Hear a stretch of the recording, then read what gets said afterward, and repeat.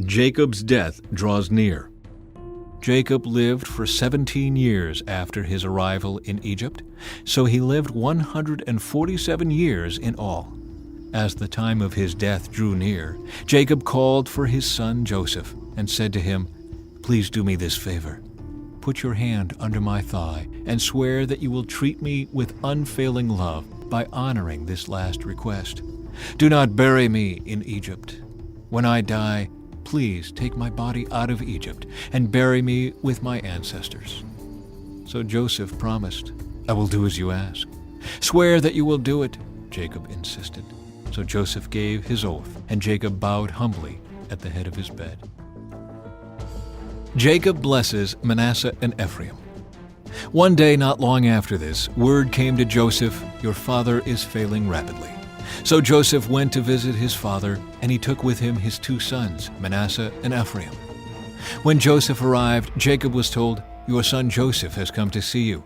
So Jacob gathered his strength and sat up in his bed. Jacob said to Joseph, "God Almighty appeared to me at Luz in the land of Canaan and blessed me. He said to me, 'I will make you fruitful, and I will multiply your descendants. I will make you a multitude of nations, and I will give this land of Canaan to your descendants after you as an everlasting possession.' Now I am claiming as my own sons these two boys of yours, Ephraim and Manasseh, who were born here in the land of Egypt before I arrived. They will be my sons, just as Reuben and Simeon are. But any children born to you in the future will be your own, and they will inherit land within the territories of their brothers, Ephraim and Manasseh. Long ago, as I was returning from Padan Aram, Rachel died in the land of Canaan. We were still on the way some distance from Ephrath, that is, Bethlehem. So with great sorrow I buried her there beside the road to Ephrath." Then Jacob looked over at the two boys. "Are these your sons?" he asked. "Yes," Joseph told him. "These are the sons God has given me here in Egypt." And Jacob said, "Bring them closer to me, so I can bless them." Jacob was half blind because of his age and could hardly see. So Joseph brought the boys close to him, and Jacob kissed and embraced them. Then Jacob said to Joseph, "I never thought I would see your face again, but now God has let me see your children too." Joseph moved the boys who were at their grandfather's knees, and he bowed with his face to the ground. Then he positioned the boys in front of Jacob. With his right hand he directed Ephraim toward Jacob's left hand, and with his left hand he put Manasseh at Jacob's right hand.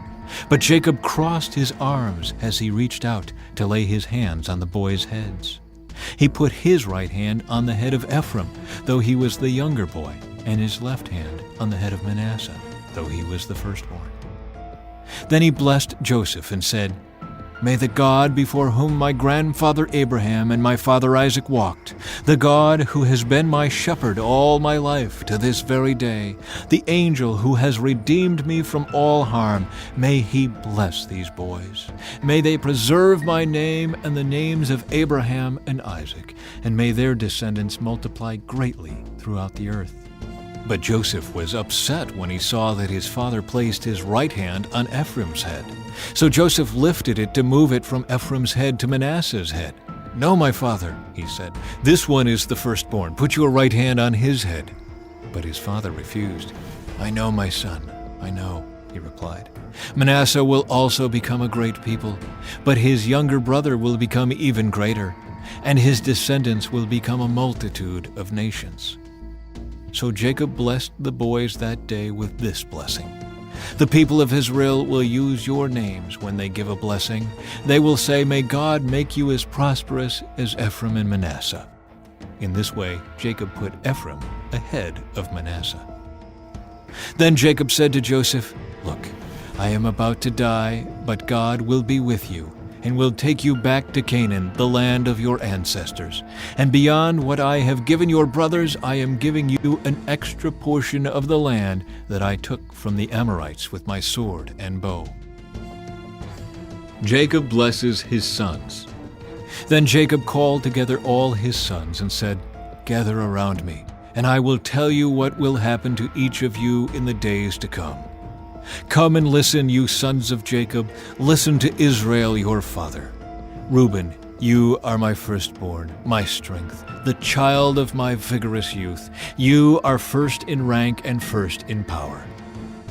But you are as unruly as a flood, and you will be first no longer. For you went to bed with my wife. You defiled my marriage couch. Simeon and Levi are two of a kind. Their weapons are instruments of violence. May I never join in their meetings. May I never be a party to their plans. For in their anger they murdered men, and they crippled oxen just for sport. A curse on their anger, for it is fierce. A curse on their wrath, for it is cruel. I will scatter them among the descendants of Jacob. I will disperse them throughout Israel. Judah, your brothers will praise you. You will grasp your enemies by the neck. All your relatives will bow before you. Judah, my son, is a young lion that has finished eating its prey. Like a lion he crouches and lies down. Like a lioness, who dares to rouse him? The scepter will not depart from Judah, nor the ruler's staff from his descendants, until the coming of the one to whom it belongs, the one whom all nations will honor. He ties his foal to a grapevine, the colt of his donkey to a choice vine. He washes his clothes in wine, his robes in the blood of grapes. His eyes are darker than wine, and his teeth are whiter than milk. Zebulun will settle by the seashore and will be a harbor for ships. His borders will extend to Sidon. Issachar is a sturdy donkey resting between two saddle packs.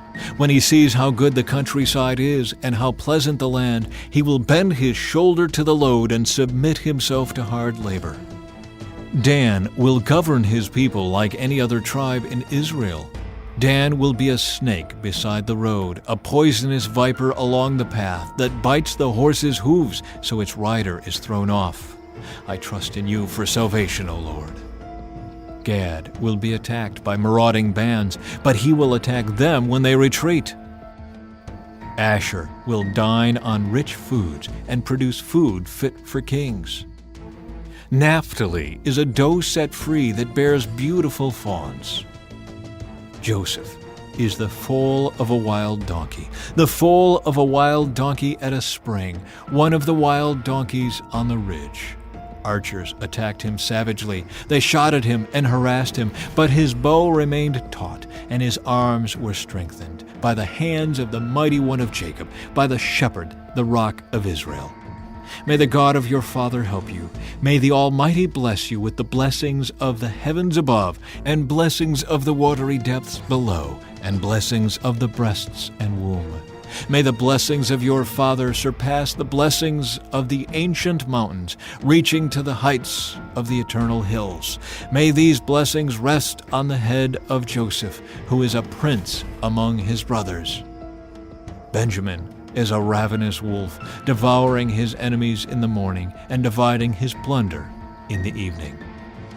These are the 12 tribes of Israel, and this is what their father said as he told his sons goodbye. He blessed each one with an appropriate message.